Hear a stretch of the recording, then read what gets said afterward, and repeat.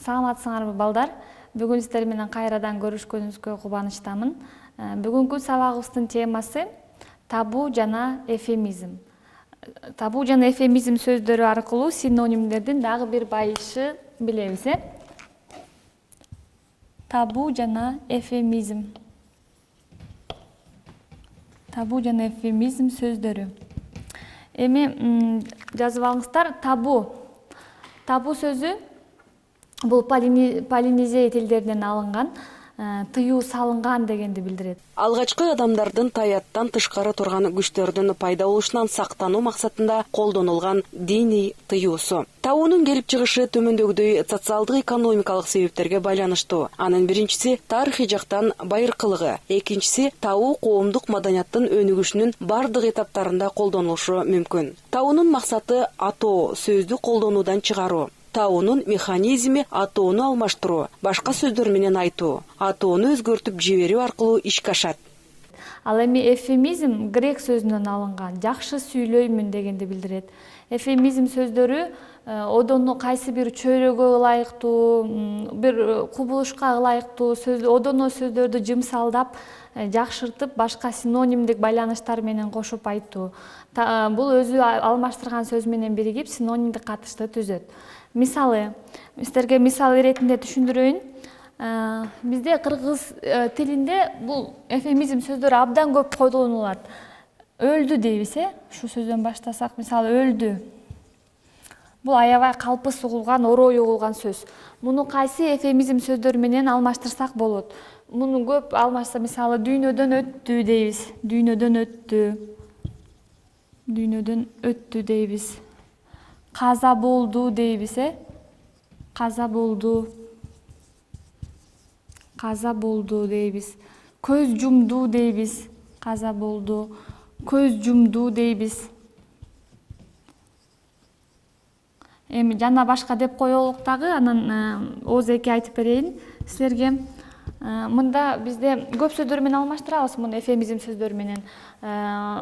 Акыркы сапарга узады дейбиз. О дүйнө кетти дейбиз. Жана башка. Эвфемизм грек тилинен которгондо жакшы сүйлөймүн деген маанини берет. Кулакка жагымсыз угулуучу орой, адепсиз сөздөрдү шартка угуучунун психологиясына ылайык жымсалдаштырылып, маданиятташтырылып айтуу. Бул көрүнүш бул же тигил элдин үрп-адаты, маданияттуулук даражасы, эстетикалык туюму, этикалык нормаларды сактай билиши менен тыгыз байланыштуу. Мисалы, төрөдү деген ордуна көз жарды, боюнан бошоду деген сөздөр колдонулат. Эвфемизм тилди байытууда өзүнчө мааниге ээ. Биз азыр сиздер менен мисал катары Чыңгыз Айтматовдун Саманчынын жолу чыгармасынан мисалдарды карап көрөлүк. Сен ошентип жаздым болдуң, кенжетайым. Жаш кетип элдин эсинде да анча калган жоксуң. Мына бул сүйлөмдө жаздым болдуң дейт, Бул сүйлөмдө жаздым болдуң дейт. Бул өлдүң деген сөздүн эвфемизми болду. Жаздым болдуң деген сөздүн асыл-сызалы. Жаш кетип деген сөздөн дагы биз өлдүң деген эвфемизм деген сөздү башкача менен айтууну түшүндүк. 12ден бир гүлүң ачылбай кай жерге барып жалп эте түштүң экен дейт. Жалп эте түштүң деген дагы бул кай жерден барып өлдүң деген деп айтып койбостон мында эвфемизм менен алмаштырды. Дагы ооз-эки айта кетсем, ушул жерде эле кайра Толгонайдын сөзү бар. Бала да түштү, Алимандын да жаны кете баштады дейт. Алиман дагы узай баштады, кете баштады деп эвфемизм менен бул жерден Чыңгыз Айтматовдун дагы ушу көркөм сөз чеберчилигин байкасак болот да. Бир эле өлдү деген сөздү канча сөз менен алмаштырдык. Кайра эле ушул чыгармадан ооз-эки да айтып кетейин.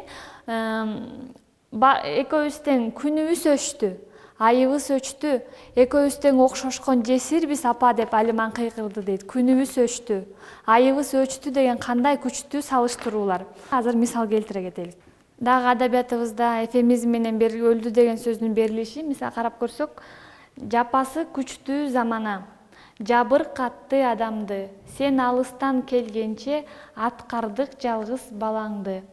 Күлгүндү кийип кирдеткен, күлүктү минип тердеткен, көкүгүң жалгыз топчубай күн тийбес жайга жол чеккен деп атактуу ырчы Коргол Токтогул алыстан Сибирден келгенде баласынын кайтыш болгону ушинтип угушкан экен. Бул жерде кайсыл жерден эфемизмди көрүп жатабыз. Мисалы, аткардык дейт, аткардык жалгыз балаңды. Дагы эмне дейт?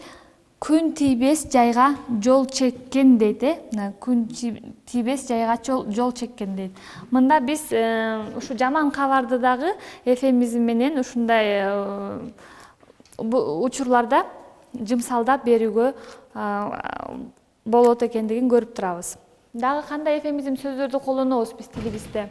Мисалы, тууду деген бар, тууду деген бар. Тууду деген бул дагы кулакка одоно угулат. Туудуну биз кандай эфемизм сөздөр менен алмаштырса болот? Колун бооруна алды дейбиз. Колун бооруна алды. Төрөдү дейбиз. Төрөдү деп айтабыз, бул да синонимдик өзүнчө бир катыштарды түзүп атат. Төрөдү, көз жарды дейбиз, көз жарды дейбиз. Ошондой эле, мисалы, боюнда бар аялды дагы биз аны да жымсалдап эфемизмдер менен, мисалы, кош кат дейбиз. Кош кат боюнда бар дегенди. Боюнда бар. Кош кат, жүктүү деген эфемизм сөздөр менен биз муну жымсалдап жакшы сүйлөп келебиз. Бирок эфемизмди дагы орундуу пайдаланыш керек. Муну эгер билбестен биз жаныбарларга колдонуп алсак, бул башкача бир маанини жаратат. Мисалы, эмне дейбиз? Жаныбарларга карата кандай сөздөр айтабыз? Эчки тууду дейбиз, мисалы. Эчки тууду. Бооз кой дейбиз, мисалы, бооз кой. Эчки тууду, бооз кой дейбиз. Же ит өлдү дейбиз, мисалы, ит өлдү. Бул жаныбарларга байланышкан сөз айкаштары. Эми ушуну караңыздар. Эгер ушул сөздөрдү биз эфемизмдер менен алмаштырсак, анда бир күлкүлүү сөз айкаштары пайда болот да. Эчки тууду дебестен биз аны эфемизмди колдонуп, эчки көз жарды десек болбой калат. Эфемизмдер адамдарга карата колдонулат. Бооз койду биз жымсалдап кош кабат кой же жүктүү кой деп айта албайбыз. Ит өлдүнү биз ит көз жумду, ит кайтыш болду деп жымсалдап эфемизмдерди колдоно албайт экенбиз. Эфемизмдерди дагы сөзүбүзгө карата, окуяларга карата туура колдонушубуз керек. Эми табу сөздөрү, бул полинезия сөздөрүнөн келип чыккан. Табу дагы тыюу салынган дедик. Биздин кыргыз элинде абдан тыюу салынган көп түшүнүктөр болгон. Анын ичинде биз сиздер менен сары кыз дегенди көбүбүз эле угуп жүрсөк керек. Сары кызды, албарсыны мисалы сары кыз деген сөз менен алмаштырып келишкен. Бул сөздү атоо менен башкача бир мифологиялык түшүнүктөрдүн ачылып кетишинен коркушкан да. Ошондуктан сары кыз деп, жаман оору, улуу тумо деп, мисалы улуу тумо деп бул жаман сөздөрдү айтуудан коркуп, башка сөздөр менен алмаштырып келген. Бул терминди Полинезия, Тончу аралдарында жашаган аборигендерди изилдеген белгилүү англис капитаны Джеймс Кук 1771 жылы эң биринчи табууга байланыштуу ири салт бар экендигин аныктап, терминдин жаралышына негиз болгон. Кийинчерээк табуу илимий термин катары колдонула баштаган. Лингвистикалык энциклопедиялык сөздүктө табуу менен эфемизм сөздөрү мындайча түшүндүрүлөт. Табуу белгилүү бир сөздү же энчилүү атты айтууга жол берилбеген, башкача айтканда тыюу салынган сөз. Табуу кубулуштуу тил аткарган кызматы боюнча магиялык күчкө ээ болот деген ишенимге негизделген. Табуу адегенде аңчылык кесибинде пайда болуп, калыптанып өнүккөн. Аңчы аң улоо максатында уу кылынган жапайы жаныбарлар алдын ала сезип, билип калбас үчүн алардын аттарын айтууга болбойт деген ишеним, көз караш өкүм сүргөн. Ошондуктан жапайы жаныбарлардын аттарын каймана түрдө туюндурган тергөө сөздөрүн колдонушкан. Аңчылык кесибинде өкүм сүргөн табуу бара-бара турмуш тиричилигине, анын ар кыл тармактары менен ар түрдүү чөйрөсүнө тарап, тынымсыз өсүп өнүгүүнүн аркасында энчилүү адам аттарына да кулачын жайган. Өлүмдүү, оорулардын түрлөрүнүн аттарын атоого тыюу салынган. Ошентип табууну этнография менен да байланыштырабыз. Ал тилге да өз таасирин тийгизгендиктен дүйнө жүзүндөгү ар кандай тилдерде айрым белгилери азыркы учурда да жашап келет. Эң байыркы доорлордо табуу өзгөчө күч алып өкүм сүрүп турган кезде бардык эле элдерде табууну анын системасын өз кучагына алган тайная речь деп аталган кубулуш кеңири тараган. Ага атайлап арналган изилдөөлөр да бар.